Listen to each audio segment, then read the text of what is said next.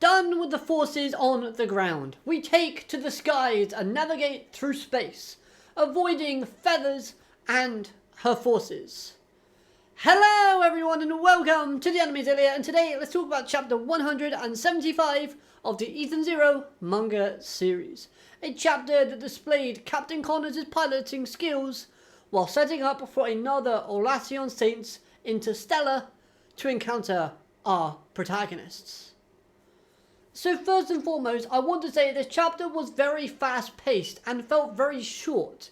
However, that wasn't necessarily a bad thing in my opinion, because overall this helped to display a few things and get the main point across of the chapter, which was essentially to showcase Captain Connors' skills as a pilot.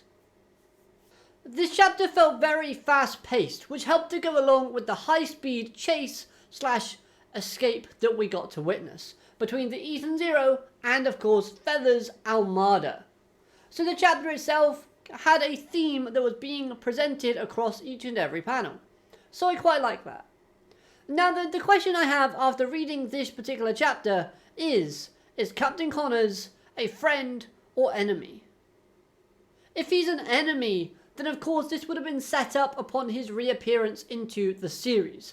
After all, we've seen some suspicious activity from him and received a bit of shady dialogue, plus facial expressions.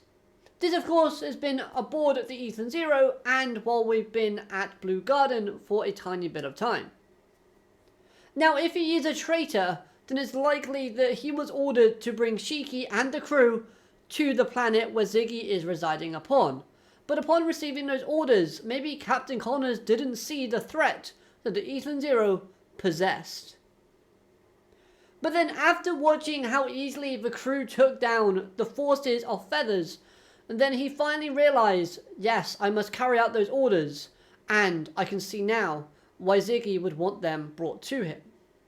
With that being said though, I am willing to agree to the idea of Captain Connors in this particular universe being a great and decent guy. Basically, he's just someone who is actually quite good, quite positive, but he's just had a hard and painful past. Of course, with the whole learning of his family, and of course, you know, him being escapee from that planet that they're now returning back to. It's just that grin from this chapter. It did make me suspicious and think maybe there's something more going on here than him simply loving the thrill of a challenge when going into space. It could actually just be as simple as that and I'm overreading things. But let's move on. One really positive thing from Captain Connors within this chapter though was his display of loyalty.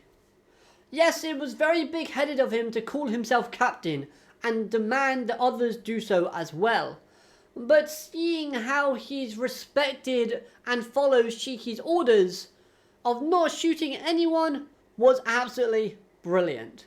Because what this does is showcases a level of self-restraint and understanding that the real ship's leader is, of course, Shiki. Basically, Captain Connors, although he prances and says, "Call me Captain," he knows that there is a guy who, when he gives an order, those orders are final. And of course, he listened to that order of not shooting anybody. Okay, so let's talk about Shiki. As some would say, his acceptance of Captain Connors' return could be a sign of a bit of weakness, because it displays fickleness. But if you remember, Shiki wanted Connors to guide them to Ziggy's planet so that Shiki could use Captain Connors as bait. So Shiki being accepting of Captain Connors' return makes a bit of sense when you look at it from that angle. But with that in mind, there is a strong possibility that Shiki could fall too friendly with Captain Connors and thus causing some complications later on. Either Connors betrays the crew and this sort of hurts Shiki emotionally, or they're forced to make another choice. Do they leave Captain Connors behind, or save him, risking more damage and the lives of his crew. If there is a choice, I do believe that Ethan Zero would try to make that choice, especially Shiki, because of the comment made at the end of this chapter where they said we finally found our captain. Now then, I thought it was rather commendable of Rebecca to actually vouch for Captain Connors' piloting skills, saying that they are trustworthy even if his personality / situation isn't. And that just shows real maturity from Rebecca's character, which I'm all aboard for. Now then, one thing I will say I liked from Feathers within this chapter was her flying into space. This of course was very commendable, as it does give her character a little bit more credit when looking at her actions, even if she failed ultimately. Going into space after the crew showcased commitment, passion, and dedication to her job and title. Of course, all of those things I've just highlighted are very respectable and deserve a little round of applause.